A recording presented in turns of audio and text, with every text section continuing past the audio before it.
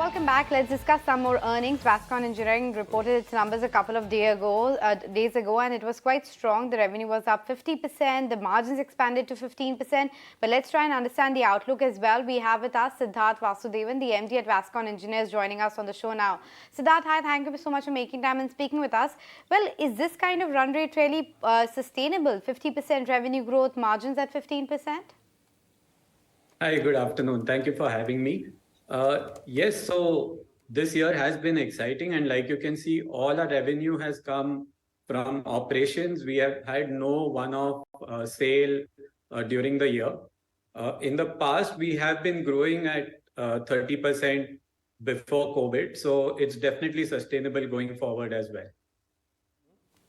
You also have a couple of redevelopment projects in the pipeline as well, right? Could you talk to us about what's the timeline of execution? What could be the revenue potential from those?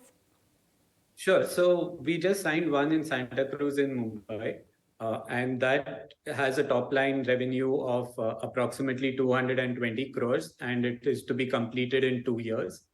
And that is our strategy going forward as well. We're looking for small redevelopment projects in Mumbai and Pune. That's the plan. Okay, so if we were to look at your numbers this quarter, they also look very exaggerated because it comes on a smaller base. So let's talk about absolute numbers. Almost 330 crores odd on top line, 50 crore as far as your net profit is concerned.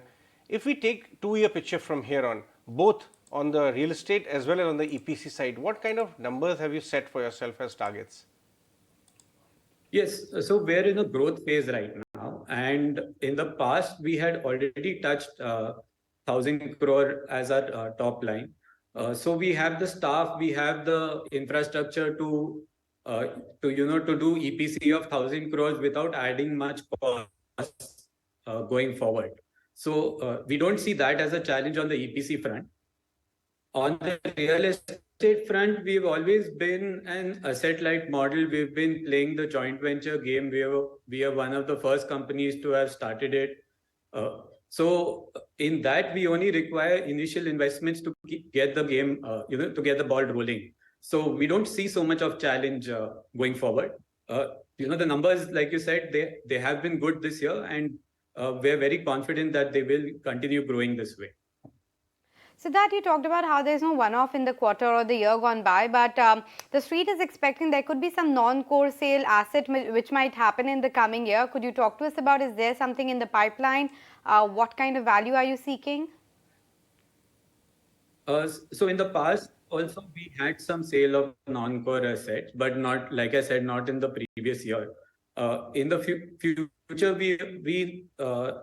we hardly have any non-core assets left. We only have GMP, which is our manufacturing arm, and we will only look to divest from that if at all we get a great exit. So we're not really looking at any further exits as such. Okay, Siddharth, on that note, we let you go. Appreciate you joining us on the show.